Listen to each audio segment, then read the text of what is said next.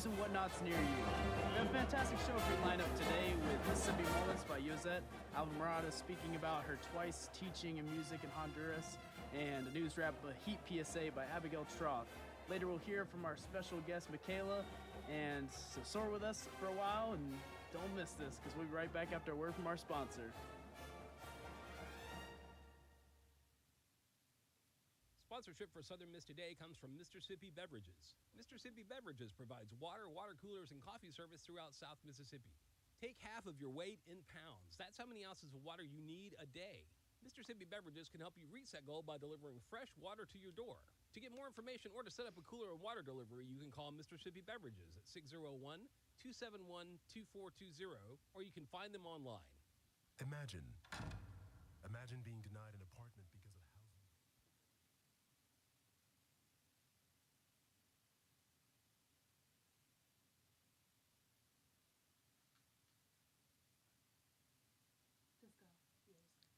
All right, welcome back, folks. In USM Campus News, we just got word that on September 6th, USM Research Network announced a $21 million National Institutes for Health grant was renewed for the studies of USM. This money will go to support the Mississippi IDEA Network of Biomedical Research Excellence Program stationed here at USM.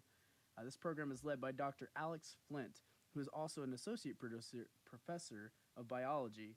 He stated, not only will these resources support research at institutions throughout the state, but with this renewal, we can also help build workforce that this state needs to address its below-average health outcomes and create a better, healthier Mississippi. A main dedication to their field of study is tackling the major health issues of obesity and diabetes, so great news for the world of health here in Hattiesburg. In other news, the dead of Jones County, Mississippi Cemetery will turn over in their graves out of excitement thanks to our School of Humanities. Dr. John Winters, along with a select group of his students, will be leading out a preservation project for the Ellisville State School Cemetery in hopes of making the site more accessible. Their plans are to create a digital map so that friends and family can easily find their ancestors just with the touch of their phone. In this process, Dr. Winters also hopes to create and build a special experience to help his students learn a great skill in humanities for their future careers. For USM events, GEMS, the Gender Equity Movement in STEM, and PRISM are hosting a workshop titled Rejection in Academia, Rewrite Your Story. Life gets hard sometimes, but with this workshop, these groups hope to inspire those that come to rewrite their stories of rejection, whether it's applications on paper submissions or stories of resilience. So come out this Wednesday at 5 at the Prism Center. It's HUB 100, and prepare to be inspired. In Hattiesburg news, the paws are out. In Petal, Mississippi Library, Allison Petrolia and her therapy dog, Bullet, are educating the local community about the purposes of therapy, service, and support animals. They had a great turnout this past Saturday, but don't worry. They'll be making another appearance at the Petal Library this Tuesday at 4 p.m., so you don't want to miss that. They're excited for all visitors to come out and learn truly what these friends can do for us. In other news, Hattiesburg Police Department has issued arrest warrants for the following. Stephanie Brooks Gallion, age 40, for credit card fraud after spending $7,000 at a local store on 98. Amari Malone, age 23, for embezzlement related to fraud transactions that totaled about $1,400. William Motley, at age 37, for embezzling $10,000 worth of merchandise while working on 1300 block of West Pine Street. Finally, Mahalia Willis, age 25, for forgery after a fraud check of $4,000 was placed in her account. Hattiesburg Police Department asks that anybody with any information on these individuals report it in as soon as possible. In Mississippi news, legislation has been proposed for surviving military spouses with the Love Lives On bill. Back in April this year, Democratic Senator Raphael Warnock, a Republican senator, and Democratic Senator Raphael Warnock and Republican Senator Jerry Moran proposed a bill to help these individuals to retain their benefits if they remarry at any point in their life. As the current law stands, if any individual is remarried before the age of 55, they lose their benefits from the VA and DoD. Grief is difficult for those who have lost someone special to them, and many report that is an added weight if they fear remarrying, losing support that they would have they need to help their family. Because of this, many spouses stay engaged for anywhere up to 20 years. And this bill would neutralize that stress and allow those who have lost their fallen heroes to keep those benefits without further fear. For national news, huge congratulations to Jiminice Barry Ware, who last night won the title of Miss Texas from United States of America's Miss Texas pageants. As personal friend of our executive producer, Miss Whitney Howard, sometimes you really just never know who knows who in this world. In other news, today also marks the 22nd anniversary of the 9/11 memorial. 22 years ago, our nation was threatened by the terrors of Al Qaeda, and nearly 3,000 of our own lost their lives due to the crashing of those 4 planes. Today, we remember those who lost their lives and who gave them in order to protect others. To this day, thanks to the advancement of technology, researchers are still identifying victims on this tragic day. Just last week, 2 victims were just ID'd. That's our news update from Southern Miss Today. Up next, we'll have the latest in sports and weather, so stay tuned. We'll be right back after a word from our sponsors. Hi. Hey, apologies. I just got out of a meeting. I know. I was like, I'm not going to miss. Sponsorship for Southern Miss Today comes from Mississippi Beverages. Mississippi Beverages provides water, water coolers, and coffee service throughout South Mississippi. Take half of your weight in pounds. That's how many ounces of water you need a day. Mississippi Beverages can help you reach that goal by delivering fresh water to your door. To get more information or to set up a cooler and water delivery, you can call Mississippi Beverages at 601-271-2420, or you can find them online. You may not realize how important 3 letters can be. For a patient who needs type A, B, or O blood, these letters can mean life, but there simply aren't enough people giving blood. Without more donors, hospitals may not have the blood needed to save lives. That's why the American Red Cross needs people to help restore the A's, B's, and O's that are depleting each day. You are the missing type patients need. Visit redcrossblood.org/missing types or call 1-800-RED-CROSS to make your donation appointment today. Welcome back with our action-packed sports segment. Let's dive into the latest scores, highlights, and all things sports. Get your jerseys on, because it's game time. Our Eagles had a rough time over at Florida State this weekend with a 13-66 loss. We've got knocked down hard, but we'll be back in action coming up this Saturday when USM will go up and head up against New Orleans Tulane University here at the Rock. So come out for a great game. USM has given Nichols the real 1-2 this past weekend. One hit from our women's volleyball and the other from women's soccer. Our Lady Eagles really took the skies. With the volleyball, we won 3-0 against Nichols Colonels, and USM had their season high of .294 hitting percent, as well as an outstanding performances by Reagan Lennon and Maya Wesley. Lennon hit a career high with 14 kills and .700 hitting percent, and Maya Wesley led out with 18 kills and 9 digs. Overall, great teamwork across the board, and it's really paying off for these ladies. They also had a great victory over Mississippi Valley State with a 3-0 as well. Keep on lookout for more coming up this Friday with double header against Memphis and Little Rock on Saturday and against Arizona State. For women's soccer, our Eagles captured a whopping 6-0 against Knowles Colonels. Coach Elazar stated, "It was a solid performance from everybody. This game allows us to give a lot of players good minutes before the start of the conference play. I was pleased with how they performed today, and it gave one more look before conference play at what we have prepared all year." Junior midfielder Adaria Nakano led out with an outstanding hat trick, and Tay Collins scored her first career goal. Huge congratulations to our Eagles this weekend. To keep up with Golden Eagle sports activities, head on over to southernmiss.com and get all the latest in scores and highlights. As for our weather today, we're expecting clear skies with temperature sitting at about a calm 90 degrees. We're hoping to see some slight clouds making an appearance at some point today, but highs are going to be looking at about 96, and our lows are going to creep down to nice, crisp 70 degrees. Tomorrow will be similar conditions, but ladies and gentlemen, get ready. Wednesday, we're looking to be blessed with a 50% chance of rain, so fingers crossed, because we really need that rain. Good old rain.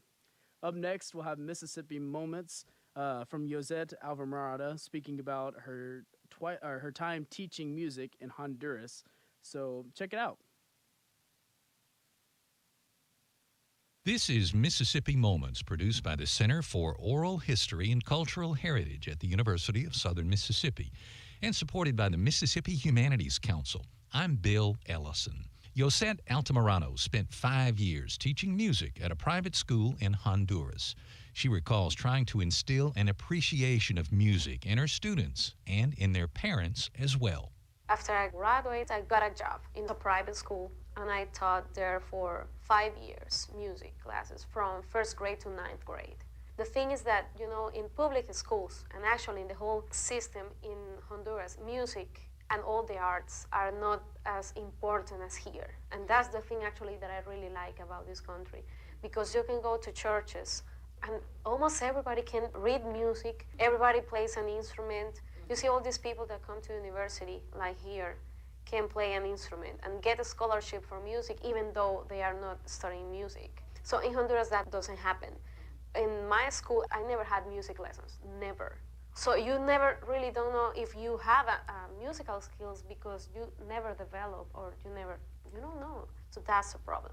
So then when I became a music teacher, I just tried to make really a difference. To hear more, visit MississippiMoments.org or just like us on Facebook.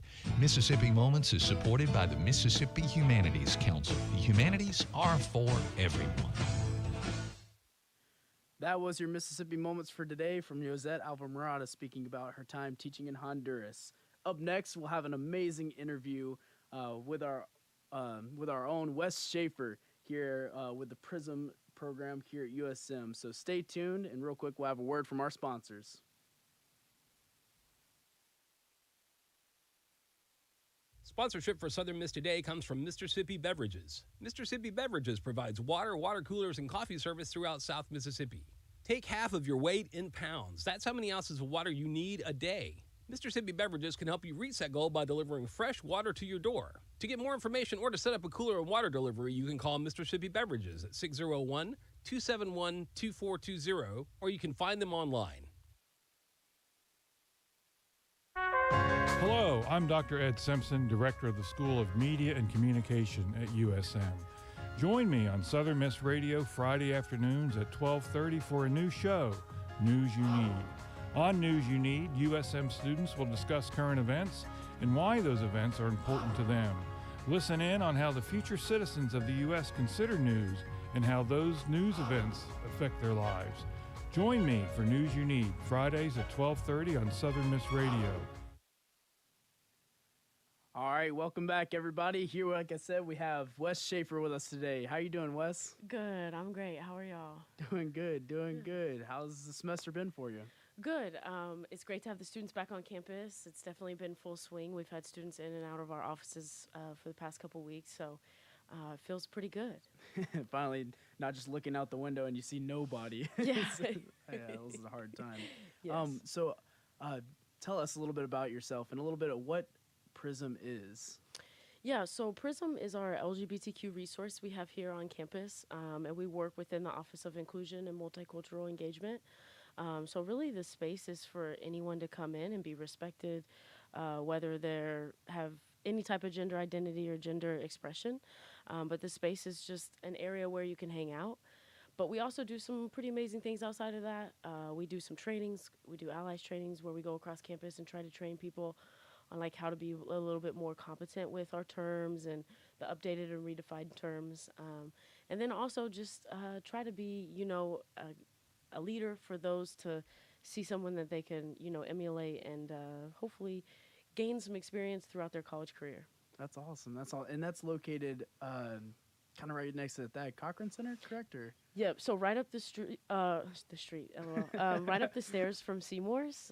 We're located in Hub 100, and again, that's just a space where students can come and hang out. We have games, books, readily activities for them to do all day. That's awesome. Yeah, thank you. I saw on the website, and we talked about it earlier, you'll have an event coming up this weekend, or this weekday, the middle of the week. Yes. Yep. So tomorrow we have our what's called our Spill the Tea. And this is once a month that is just for us to talk about things that are going on within the community right now. And being that it's our first, we're having a fun game night where everyone can come kind of play games. We have a Switch. board games, card That's awesome. games. Yeah, we're providing some food. So I really just want the students to have a community or some people that they can assimilate on this campus so that they feel like it's a home for them. That's awesome. Thank That's you. awesome. Thank you. And Wednesday as well. There's or I saw something with GEMS y'all are partnering with, or Yes, so that's our STEMS Okay, kind sweet. of area, but yes, we're partnering with them to do what's kind of an advocacy group. But when we have rejection in academia, we want to provide a space to where they can come talk about things so we can get over the hump of academia. I'm currently in my doctorate and I'm studying it, and I feel it's important just to provide a space so those students can get over the hump because failures is nothing but a misdirection, and I want to instill that in our students as well. That's awesome. That's really cool. Thank you. So tell us more about yourself. What is your role with Prism? Yeah, so I'm the coordinator of PRISM, so I get to do basically all LGBTQ initiatives across this campus. But I like to take it a little bit step further. I'm also the vice president of the Spectrum nonprofit here in Hattiesburg. So just for me, I really just want to make sure that everyone has a home on this earth, basically.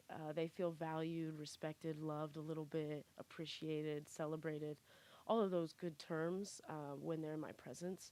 So for me, it's not necessarily just about a job. It's kind of the role I want to play in life and make sure that students feel like there's others around that are like them or that they can talk to or just be in the presence of so that we can find some assimilation with each other. Right, that's awesome. So like, Thank you. you help out with a lot of the making sure those events happen, and overall for, sorry, you said Spectrum as well, or awesome. What's that program? Yeah, so Spectrum's our local LGBTQ nonprofit. And yeah, I kind of do a wide variety. Most of the time it's putting on events here on campus, but that's got to stem into the community. So I also do allies training in the community. We have social events in the community. So we've done laser tag, bowling, really just get together to have a good time.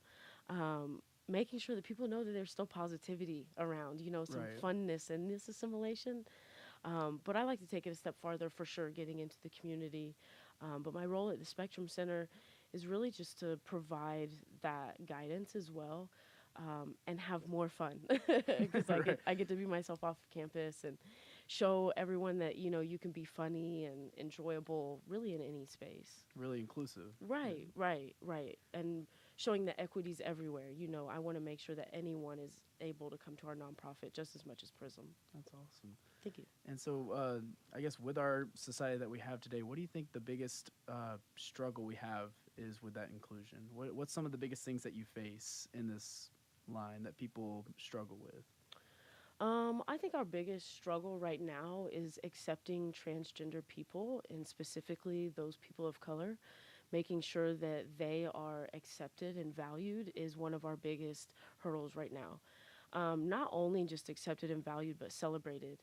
A lot of these individuals have a spirit that is much more vast than what, you know, mine is or what the average individual is. And if we just listen and heard them a little bit more, I think we would understand that, like, the humanity in it is that, like, we all relate. So if we could accept and not only just accept but celebrate those individuals, I feel like it would just make our world better. You know, we're here, we're prevalent. We might as well make it easier for everyone, but also giving them resources that makes it accessible for them. We don't necessarily have healthcare right now for a lot of us. And those are really the areas that I like to speak on and bring awareness to because it's needed for sure. I'm losing too many friends right now to things that I know that they should be living through. Right. Right. That's a very noble cause that you have, just helping them in all aspects, not just a friend, but health and everything. It's huge. Right, and that's really what the PRISM Center is a resource for anything. You know, if you need STD, STI testings, HIV, anything like that, we do. We also have blood work testing. A lot of the nonprofits here in Hattiesburg give us so many things for free. So I like to make sure that the students know those resources, menstruation products, all of that stuff. I want to make sure that they have. Because when I was a college student, I didn't have that. We didn't have SGA or SAGE or anything like that. So I want to make sure I'm providing it for them. That's awesome. Thank you. That's awesome. So what's been the most rewarding part of? You said this is it's not just a job, but you mentioned it's something that you enjoy doing. What's been the most rewarding part, or if you have any experiences that have been the most rewarding? Oh yeah. Oh, there's Time so after time, yeah. I right? was just about to say there's so many. But the moments that I feel like I'm rewarded is when my students grow beyond what they think they could have. So, for instance, and I don't like to name names, but I had one student who got to speak up and talk about LGBTQ topics. And before, this individual was shaking when they first met me. They didn't know necessarily that they could do these things and speak out on what they're doing. But these individuals are now head fronts of our LGBTQ center here in Hattiesburg. And not necessarily my own success, but seeing that student feel brave enough to stand up and say their opinions in front of a room full of 20, 30 people. Those are the successes for me because I have it for myself. But if I can't give it to those who are following me, then there isn't really anything that I'm doing. So instilling that the next generation feels that confidence, that's where I find my success for sure. Seeing that growth in them. It's amazing. And then they're like, oh my gosh, Wes, I did this. And I'm like, I believed in you the whole time. Right. But then when they have that belief in themselves when they step off the stage, nothing can stop that from then on. It's just a whole new euphoria at that point. It's just, that's amazing. Yes. So how did this, you said you didn't have this program like when you were going through school. What were the origins? How did this start? What was the beginnings of this? Right, so PRISM was first established with Valencia Walls and T.G. Jenkins Rimmer. Both of those individuals found an area on this campus that, needed that accessibility. So it didn't start with me. Valencia Walls is in, I might be saying her last name wrong, but Valencia is in FSL and TG is now in the Dome. And both of them kind of started a small space, and then once that space was established, students were in all the time. Like, they just kept the flow. And then after that, they established the IME Center, and we kind of got to move PRISM and grow in that regards. But I would definitely say it's someone else's vision that I'm just trying to, infiltrate and grow. Yeah. And so was it something that you just saw at one point and decided to join, or was it, how was your joining process of becoming where you are now as a coordinator? Yeah, so that actually started back in Indiana. Okay, I'm cool. I'm a transplant. I established a multicultural center at the old institution where I was working at. At the time, I was a women's basketball coach, and I felt like it wasn't enough. I was only getting to talk to 20, 30 students. Out of those 20, 30 students, there was only about 5 or 6 queer students. But then we established the Multicultural Center at Indiana University Kokomo, and I got to be the co-director of the LGBTQ Center there. And that's where my passion started. I actually had an individual come up and come out to me and spill their whole entire life. And then at that point, I realized, wow, I could really do this. I could be a face or something that these individuals can go to see themselves in, or a reflection of themselves in. And then it kind of just started like a wildfire. I actually reached out to the university, and T.G. Jenkins Rimmer hired me. And from there, I've just kind of picked the things that I feel like this area needs, and then we grow through that. It's not necessarily my own vision. It's really tailored to what the students need. That's awesome that you're able to see, because I imagine life is not, this isn't Indiana. It is really, not. It's not. What's some of the biggest differences you've seen from Indiana to here?